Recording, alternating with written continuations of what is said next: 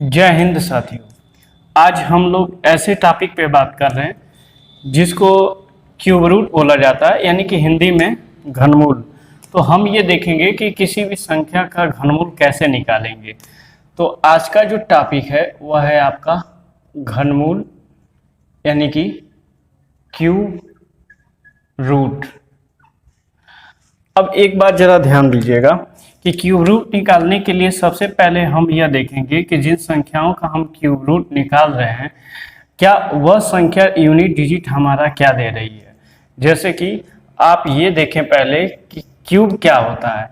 जैसे कि मान लीजिए कि क्यूब में आप जानते हैं कि किसी संख्या का उसी संख्या में 3 टाइम्स बार मल्टीप्लाई हो जाएगा और जो रिजल्ट प्राप्त होगा यानी गुणनफल प्राप्त होगा वह उस संख्या का क्यूब होगा, यानी कि घन होगा। जैसे 1 का अगर मैं क्यूब करूंगा तो इकाई का अंक 1 मिलेगा।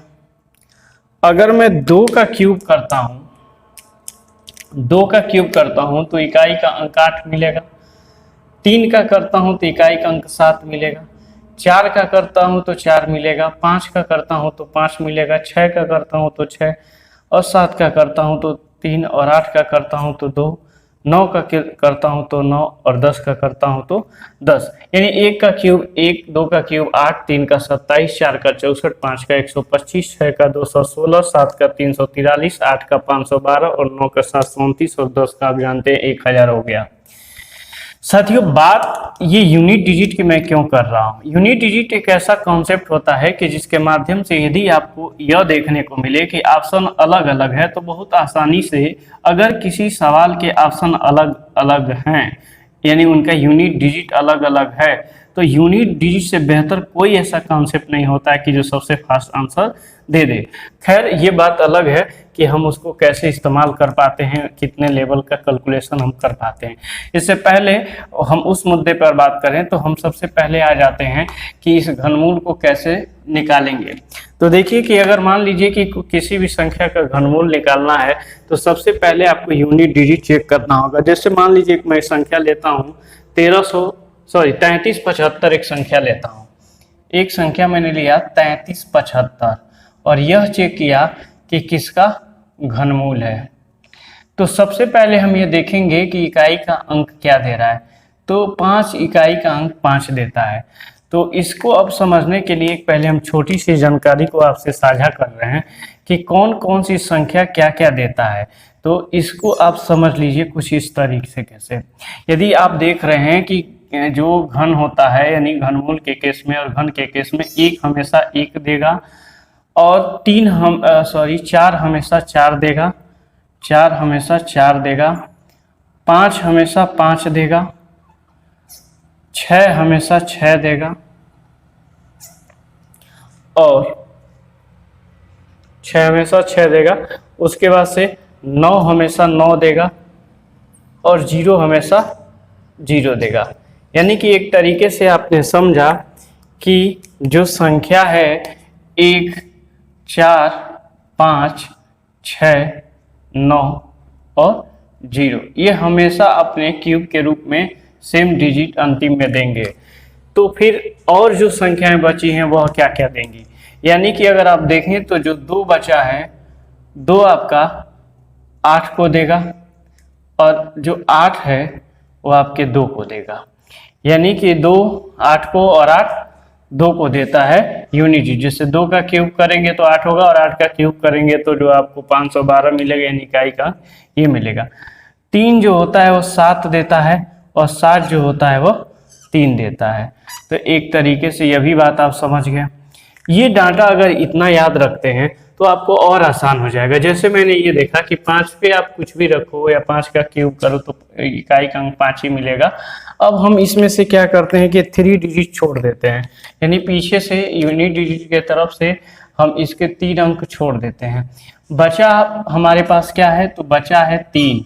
ये देखेंगे कि यह जो संख्या शेष जो 3 बची हुई है ये किसके करीब का घन है। ठीक हमने जैसे वर्ग में देखा था किसके करीब का ये वर्ग है वर्गमूल वाले केस में, वही चीज यहाँ भी देखेंगे घन में कि ये किसके करीब का घन है। तो 3 अगर देखें तो तीन किसका घन हो सकता है या किसके करीब का घन हो सकता है? तो 3 अगर मैं 2 को लेता हूं तो 2 का जो घन होता है वो 8 होता है, जो 3 से अधिक है। हमको यही लाना है 3, या इसके करीब का लाना है, इससे अधिक जाना नहीं है। तो ये देखते हैं कि 3 1 के क्या है, 3 1 का जो घन है उसके करीब, यानी एक तरीके से सीधे जो होगा 15 का अगर मैं क्यूब करता हूं तो आपको मिल जाएगा 3375।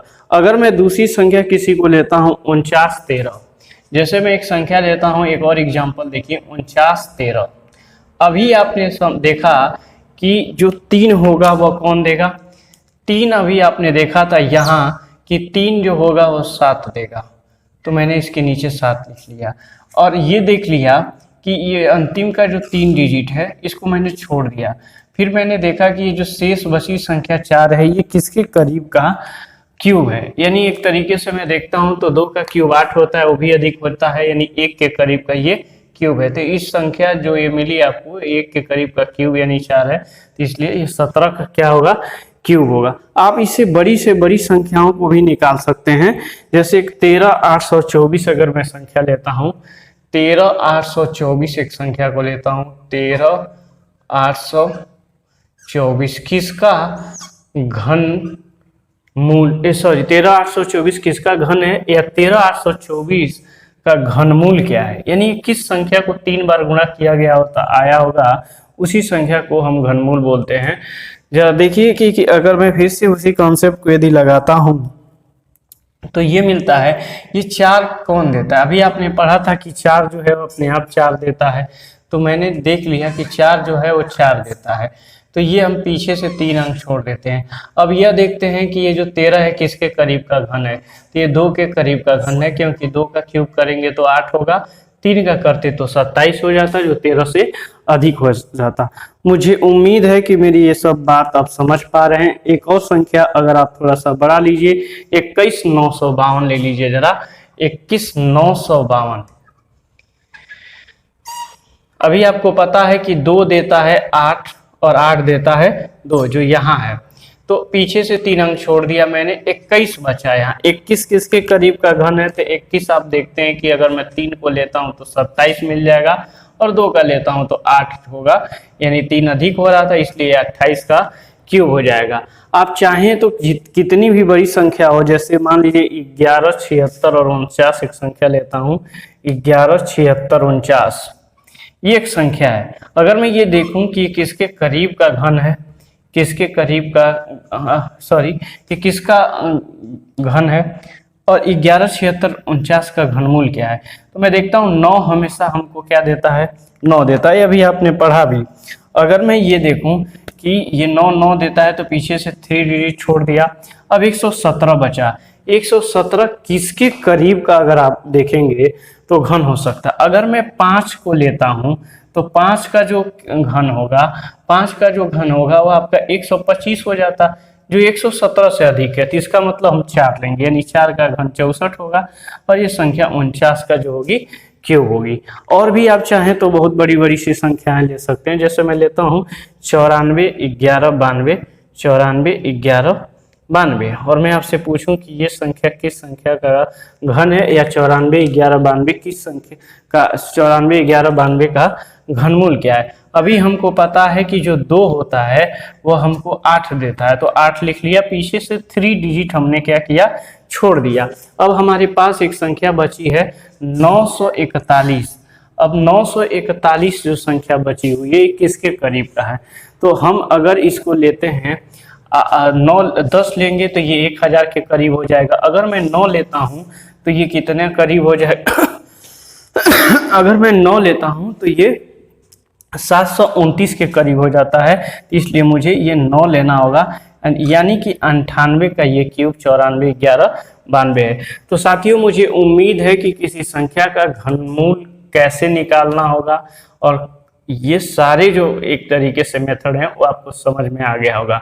फिर से मैं एक बार रिकॉल आपको कुछ सेकंड में कर दे रहा हूं कि सबसे पहले आप ये देख लीजिएगा कि कौन संख्या का घन इकाई का अंक क्या देता है, यानी ये वाला 1 1 देगा, 0 0 देगा, 4 4 देगा, 5 5 देगा, 6 6 देगा, और बाकी जो 2 है वो 8 देगा, और 3 है जो 7 देगा। यहाँ तक बात क्लियर है। तो इसके बाद से आप ये चेक कर लेंगे कि अंतिम अंक क्या है, और उसके बाद से पीछे से 3 डिजिट छोड़ देंगे और शेष बची संख्या को चेक कर लेंगे कि किसके करीब का घन है, और बाकी वही सीधे सीधे आंसर आ जाएगा।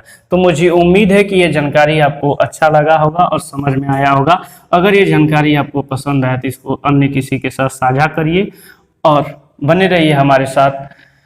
धन्यवाद।